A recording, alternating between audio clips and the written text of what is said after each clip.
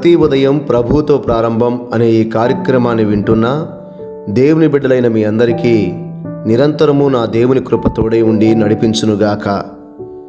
మనందరి జీవితాల్లో దేవుడు ఎన్నో కార్యాలు చేయాలని ఆశ కలిగి ఉన్నాడు. అందరికీ ఆయన కార్యాలు పొందుకోవాలని మనము ఆశపడతాము. అయితే ఎవరైతే దేవుని కటాక్షమును పొందుకుంటున్నారో వారి జీవితంలో అనేక కార్యాలు వారు అనుభవిస్తూ ఉన్నారు. మరి మన దేవుని ఎదుట మనము కటాక్షము పొందిన వారిగా ఉండాలి. రూతు కటాక్షము పొందిన ఒక స్త్రీ. అనేకులు దేవుని కటాక్షము పొంది వర్ధిల్లి కృపతో నింపబడ్డారు.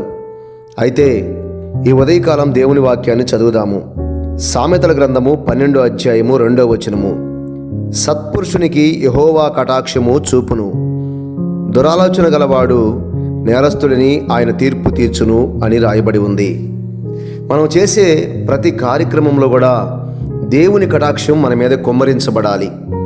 కొన్ని పరిస్థితులు మనకు ఎదురైనప్పుడు అయ్యో నన్ను ఎవరో పట్టించుకోవట్లేదుగా అనుకుంటున్నాం, కానీ మన దేవుడు మనకు తోడై ఉండి తన కృపను కటాక్షమును మన మీద ఉంచబోతున్నాడు.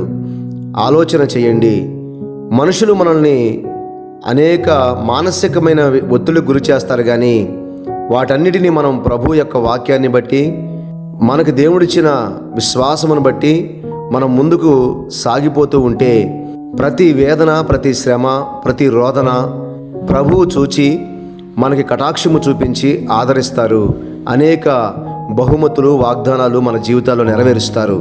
కాబట్టి ఇంకా మనకి చింత ఎందుకు? ప్రభు అంటున్నాడు, సత్పురుషునికి యెహోవా కటాక్షము చూపును.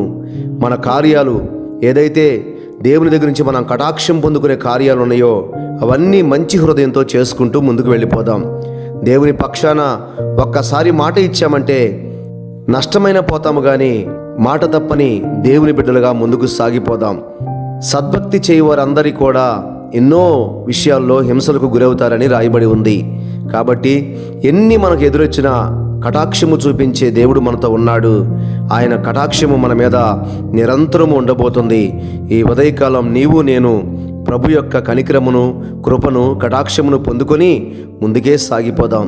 ప్రార్థన చేద్దాం. ప్రేమగల తండ్రి, దయగల ప్రభువా, కనికరము, కటాక్షము, కృప, ఐశ్వర్యము, ఆనందము, సంతోషము అన్నీ నీయందు మేము సంపాదించుకోవడానికి మాకు కృపనివ్వండి, ఆలోచన ఇవ్వండి, ధైర్యాన్ని ఇవ్వండి.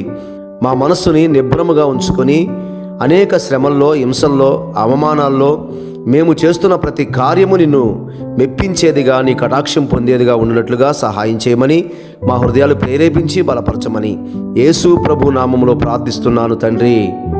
ఆమెన్. మన దేవుని నిత్య సమాధానం మనకు తోడై ఉండి బలపరచునుగాక.